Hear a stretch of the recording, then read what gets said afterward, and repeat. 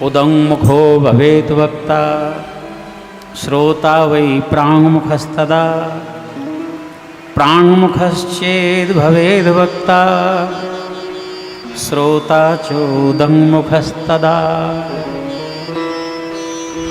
यदि व्यास गद्दी का मुख उत्तराभिमुख हो, श्रोताओं के लिए पूर्वाभिमुख बताया, पूर्व की ओर। व्यास गद्दी का मुख यदि पूर्व की ओर हो, श्रोताओं का उत्तर की ओर हो, ऐसा केवल यजमान से संबंध होता है, अथवा जहाँ की जैसी स्थिति, भक्ति भाव में कोई दोष नहीं होता। वक्ता कैसा होना चाहिए? विरक्त होना चाहिए, वैष्णव होना चाहिए, किसी संत सदगुरुदेव से दीक्षित होना चाहिए, निगुरा नहीं होना चाहिए वक्ता जो है, अथवा तो कथा कहने का अधिकार नहीं। वेद शास्त्रों में जिसकी अकुंठित बुद्धि हो, भागवत के गहन विषयों को भी सरलतापूर्वक श्रोताओं तक पहुंचा सके, ऐसी कुशलता हो। दृष्टांत भी यदि देने हों तो बिल्कुल छोटे दृष्टांत होने चाहिए, इधर उधर की बाहर की चर्चा अधिक न करे। और वक्ता को निष्प्रिय होना चाहिए, केवल प्रभु प्रीत्यर्थ विप्र शरीर होना चाहिए। संभव हो, चाहे वक्ता हो अथवा श्रोता हो, उपोस्य सत्रात्रम वै शक्तिश्चेत शृणुयात् तदा।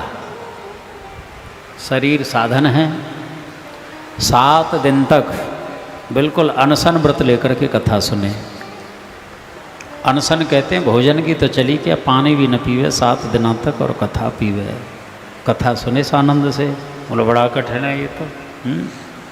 बोले घृत पानम पयः पानम, घी पी सकते हैं, दूध पी सकते हैं, पेय पदार्थ ले सकते हैं। बोले इससे भी काम न चले तो बोले फलाहार ले लो, ऋतु के जो भी फल हैं उन फलों का सेवन करो, कथा सुनो।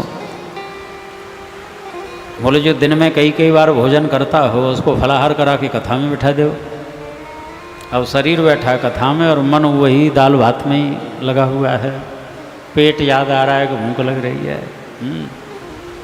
जिसको कथा में भोजन की याद आती है, पेट याद आता है, तो उनके लिए भोजन ही श्रेष्ठ है। भोजनम तो वरम मन्ये कथा श्रवण कारकम नोपवासो वर प्रोक्ता कथा विघ्न करो। यदि व्रत करने से, कथा श्रवण करने में कोई विघ्न होता है तो फिर उसको स्वल्पाहार कर लेना चाहिए, हल्का भोजन लेके बैठना चाहिए। ये भोजन तो इसीलिए निषेध किया गया है कि भोजन में भी एक नशा होता है। भोजन लेकर के यदि कथा में बैठेंगे तो निश्चित रूप से जवाई आवेंगी, निद्रा देवी की कृपा करेंगी, नींद आ सकती है, बीच में भी उठना संभव है। यदि दिन में फलाहार लिया जाए, रात्रि को भोजन आहार लिया जाए तो ही उचित है, अथवा शरीर की जैसी आवश्यकता उसके अनुसार। मुख्य उद्देश्य है कथा श्रवण में किसी प्रकार का विघ्न नहीं होना चाहिए, अपने शरीर की स्थिति के अनुसार। 7 दिन के लिए काम की वासना सर्वथा त्याग दे, क्रोध नहीं करना चाहिए, मत्सर नहीं करना चाहिए, लोभ नहीं करना चाहिए, दम्भ नहीं करना चाहिए, लौकिक मोह का भी त्याग करे। ये कथावृत्ति के लिए नियम हैं।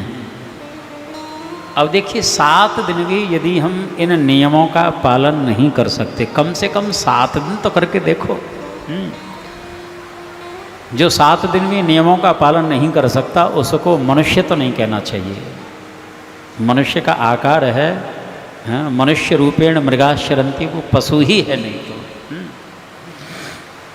और 7 दिन यदि हमने पालन कर लिया, आप देखिए कैसी शक्ति सामर्थ्य प्राप्त होती है। अब देखो घर में क्या आप आधा घंटे एक आसन में बैठ सकते हैं?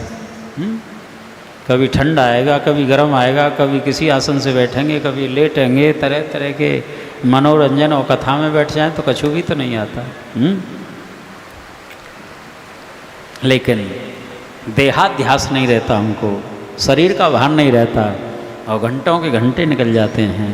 ये कैसा रस है सजनों, एक सामर्थ्य प्राप्त होती है इसके द्वारा।